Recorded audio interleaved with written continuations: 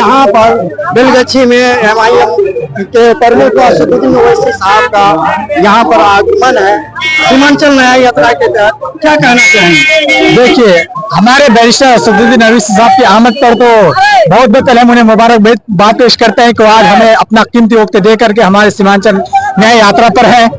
आज भीड़ देख करके ये अंदाजा लगाया जा सकता है कि आने वाले वक्त में इंशाअल्लाह रहमान हमारे सीमांचल में सिर्फ और सिर्फ पतंग ही उड़ेगी, इसके अलावा कुछ नहीं।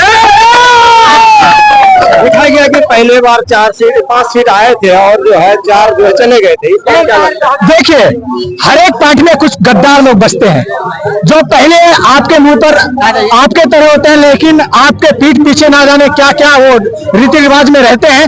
इसी तरह कुछ लोग आए और उनको ये पार्टी रास नहीं आई, क्योंकि ये एक ईमानदार पार्टी है और ये बेईमानों की पार्टी नहीं है, अय्याशबाजी की पार्टी नहीं है। जबकि अय्याशबाजी चलेगी नहीं तो उनके अच्छे लोग पसंद आएंगे नहीं, तो वो बुरे के संगत में चलेंगे, क्योंकि बुरे लोगों की पार्टी है नहीं, उनके लिए जगह है नहीं।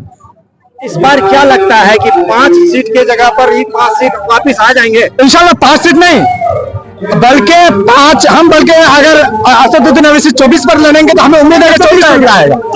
लेकिन आरजेडी और महागठबंधन जो हमारे ओवैसी साहब के साथ नहीं ले रही है, तो उनको वक्त बताएगा, क्योंकि हमारे बैरिस्टर असदुद्दीन ओवैसी ने कहा था कि ए लालू के बेटा याद रखना, जब वक्त आएगा तुम यही कहोगे मम्मी मम्मी हाथ से चॉकलेट ले गया। आज तुम हमें वक्त रहते नहीं लेते हो, लेकिन जब वक्त आ जाएगा तो फिर तुम्हें वक्त का पता चलेगा वक्त होता है क्या। वक्त से बड़ी चीज कोई होती नहीं है। क्या वजह है जो कि जो आरजेडी जो है नहीं लेना चाहती है? क्या देखिए, हम लोग मुसलमान है, हम लोग मुसलमान को हिंदू को देखना नहीं चाहता। 10 साल 15 साल का लड़का 50 साल 60 साल का बुजुर्ग को जबरदस्ती मारा जाता है, उसको पीटा जाता है, जबरदस्ती जय श्री राम का नारा लगवाया जाता है। तेजस्वी जी, राहुल जी, कहाँ पर हैं आप? देख रहे हैं, इसके लिए कोई आवाज उठाने वाला नहीं है। क्या लगता है मुसलमान है, बिल्कुल, जहाँ तक देखने को मिल रहा है आप भी देख ही पा रहे हैं कि कल खगड़िया जो ओवैसी साहब की रैली थी उसमें कितनी भीड़ थी। यानी मैं पूर्णिया में था जब यानी कि राहुल गांधी आए थे वोट अधिकार यात्रा पर, तो उनकी रैली में भी मैं गया हुआ था, तो मुझे वहां इतनी भीड़ नजर नहीं आई थी जितनी भीड़ मुझे कम नजर आई है और आज नजर आ रही है। इससे पता चलता है कि एक नहीं दो नहीं बल्कि लाखों लोग ओवैसी साहब के दीवाने हैं और इसमें इंशाअल्लाह रहमान ओवैसी साहब को जिता करके फिर 5 के बदले यहाँ से 24 बिहार विधानसभा में भेजने का काम करें।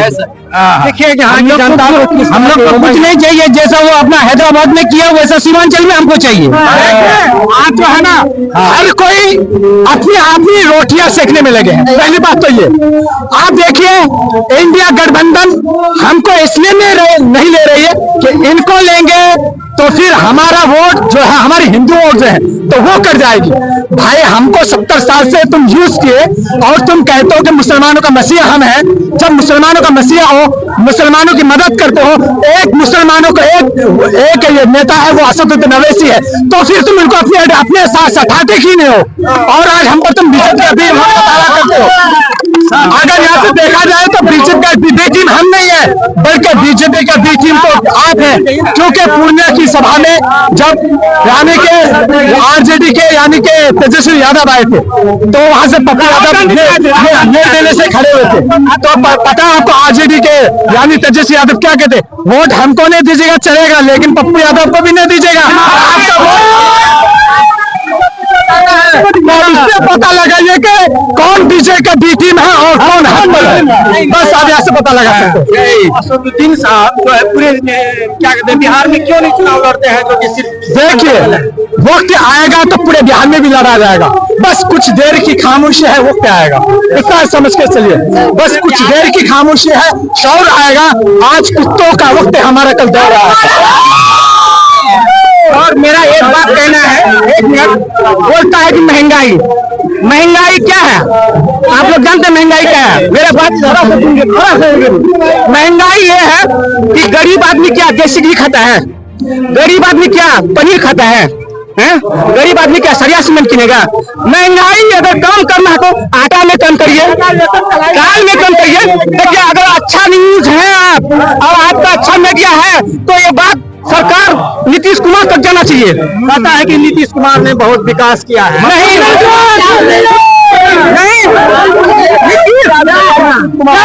विकास किया है, विकास किया है, नीतीश कुमार विकास किया है, सही बात है। लेकिन महंगाई ने गरीबों को मार दिया। हमने 400 रुपए दिन कमाता हूँ, 400 रुपए में 200 रुपए का दारू पी लेता हूँ, 200 रुपए घर देता हूँ। विकास यही हुआ है कि आज हम बिहार में दारू भी खुलना चाहिए, नहीं खुलना चाहिए, बिहार में दारू भी खुलना चाहिए। एजुकेशन हमारा नीतीश और लालू एक ही चट्टा पट्टे का ये है। और नालंदा में वो सजा दिया हम लोग का सीमांचल में, क्या सजाया? अभी पुलिया जहाँ है बड़ा बड़ा, अभी मानदी है, परवान है, किसी ने पुल दिया है। एक पुल मान लड़के 3 पुल लाया है। अगर हमारा 6 विधानसभा में सब्जी जगह घाट नहीं रहेगा, पूरी पुल रहेगा। बोलना चाहते हैं, ठीक है, हमारे मतलब हिंदुस्तान जो है सबको जीने का अधिकार है, चाहे हिंदू हो चाहे मुस्लिम हो, कोई भी जात का धर्म का हो, सबका जीने का अधिकार है। हम ये कहना चाहते हैं मोदी जो प्रधानमंत्री वो हिंदू मुसलमान में लड़ाई करवाता है और क्या कहता है हमारे बोलियार हमारे मतलब जमीनें मतलब छीनने की कोशिश करता है। ये मतलब मोदी का माँ को गाली दिया तो पूरा बिहार बंद कर दिया। हम लोग बाहर प्रदेश जाके कमाते हैं, जो 10,000 15,000 मेरा सैलरी होता है, हम वहाँ पे गाली सुन के काम करना पड़ता है। हम मोदी से ये बोलना चाहते हैं, तमिलनाडु में आप देखे थे ना, वहाँ पे सबको मार के भगाया था, तमिलनाडु से किसी को कार दिया था। हम ये बोलना चाहते हैं, हमको मारा गाली दिया तो मोदी उसमें कोई बात नहीं बोला। अगर मोदी का माँ का गाली दिया प्रधानमंत्री का तो वो पूरा बिहार बंद कर दिया। क्यों ये ऐसा होता है हमारे बिहार में? ना हक चाहिए आपको, हक चाहिए। हमारे मतलब हिंदू मुस्लिम भाई है जो आपस में मिलकर रहना चाहिए। हिंदुस्तान में सबका जीने का अधिकार है, हम ये बोलना चाहते हैं। और क्या कह रहे हैं ये जो मोदी है जब से इतना मतलब कितने साल से क्या लगता है कि नहीं, हम ये बोलना चाहते हैं, हम हमारे कौम के मुसलमानों को यही कहना चाहते हैं कि मेरे भाई जागो। जब भी मेरे अगर ईमान की बात आती है तो कोई नेता खड़ा नहीं होता, एक ही नेता असदुद्दीन अवैसी खड़ा होता है। अजमेर के अगर दरगाह की बात लिया जाए तो सबसे पहले असदुद्दीन अवैसी साहब बोले थे। आज आई लव मोहम्मद के बारे में अगर उन लोगों को केस किया गया है, अगर उनकी रिहा की गई है तो सबसे पहले जलील साहब पहुंचे थे, इम्तियाज जलील साहब पहुंचे थे, ये अवैसी की ही पार्टी पहुंचे थे। तो मैं अपने कौम के मुसलमानों को ये कहना चाहता हूँ, मेरे भाई जगो, अपने ईमान को बचाओ, अपने मस्जिदों को बचाओ, अपने खानकाहों को बचाओ, अपने मदरसों की हिफाजत करो, अपने कब्रिस्तान की हिफाजत करो। एक नया लीडर चुनो, एक मुसलमान लीडर चुनो, तब तुम्हारे जाकर हिंदुस्तान है, सबको जीने का अधिकार है। मोदी ऐसा क्यों कर रहा है हमारे हिंदुस्तान में? असदुद्दीन ओवैसी साहब जो है सिर्फ मुसलमानों के हक की बात करते हैं, क्या ये सच है? ऐसा कोई बात नहीं। अगर ऐसी बात होती तो ढाका के राणा रंजीत साहब कैंडिडेट नहीं होते। अगर सिर्फ मुसलमानों की बात करती, आप देख सकते हैं ढाका के राणा रंजीत साहब राजपूत का नेता है और बड़ी बेबाकी के साथ वो ये कह रहा है कि असदुद्दीन ओवैसी साहब ने हमको अगर तिलक लगाने की और जो है भगवा गमछा लगा करके कहा है कि तुम पक्का हिंदू की तरह तो आप इलेक्शन लड़िए, इसमें कोई रोक टोक नहीं है। अगर राणा रंजीत राजपूत नेता होकर के जब लड़ रहा है इस पार्टी में, तो आप कैसे कह सकते हैं कि ओवैसी साहब एक समाज के लिए बात करता है? अगर ओवैसी साहब हक की बात करते हैं तो पूरे बिहार में पूरे बिहार में कोई भी पार्टी एकदम पूरे बिहार में नहीं चुनाव लड़ती है, अपने अपने हिसाब से लड़ती है। और जब ये हो जाएगी इस मर्तबा इतने जितने सीटों पर लड़ेगी तो फिर आइंदा पूरे बिहार में देखा जाएगा। अगली बार ओवैसी साहब के 5 सीट आए थे, इस बार 6 सीट के लेकर के क्यों गए थे? इसलिए गए ताकि तेजस्वी यादव या पूरी पार्टी रोना रोती है कि एमआईएम की वजह से सरकार नहीं बनी, एमआईएम की वजह से सरकार नहीं बनी। तो ओवैसी साहब ने ये सोचा कि इस मर्तबा हम उस धब्बे को धुला लेते हैं, हम कह देते हैं कि भाई हम जो है आपसे गठबंधन करेंगे। लेकिन तेजस्वी यादव का जो अहंकार था, 6 सीट मांगा।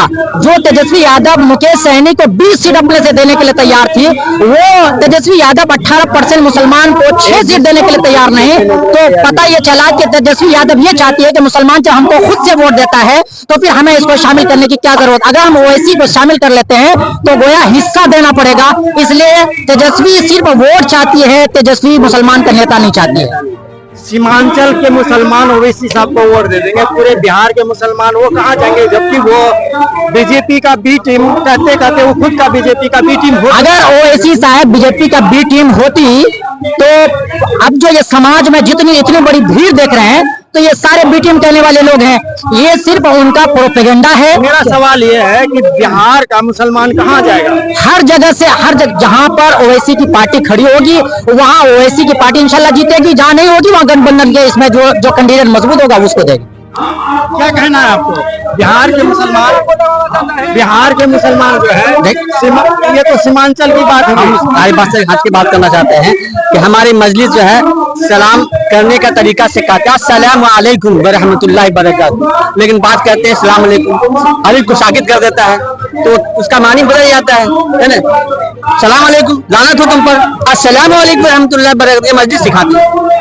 और दूसरी बात ये कि जो है हम सब दुआ करते हैं, है ना, मिन शर्र हासिदिन इज़ा हसद, है ना, हम सब मिलकर दुआ करते हैं। और दूसरी बात ये और एक बात और बोलते हैं, बोलने दीजिए। बोलिए। हाँ बोलिए, क्या सीमांचल की जनता इस बार जो है एमआईएम को सपोर्ट करेगी क्या? हाँ बिल्कुल करेगी, क्योंकि एमआईएम का आना बहुत जरूरी था बिहार के लिए। और बिहार का जो सीमांचल एरिया है वहाँ कोई विकास, अभी 50 साल का लिस्ट देखा जाए तो कोई विकास नहीं। और पहली बात तो बिहार में सबसे कम शिक्षा का गिरा हुआ स्तर बिहार में मिलता है। बिहार का बच्चा बीएड डीलेड के लिए अदर कंट्री स्टेट जाके लोगों की गाली मार धक्के सुन के अपना डिग्री प्राप्त करता है। एमआईएम को आने से क्या सीमांचल में जो है शिक्षा का स्तर आगे बढ़ेगा? बिल्कुल, एमआईएम सरकार जैसे आएगा बिहार हर छोटी बड़ी खबर पहली नजर SN Bharat citizen live news.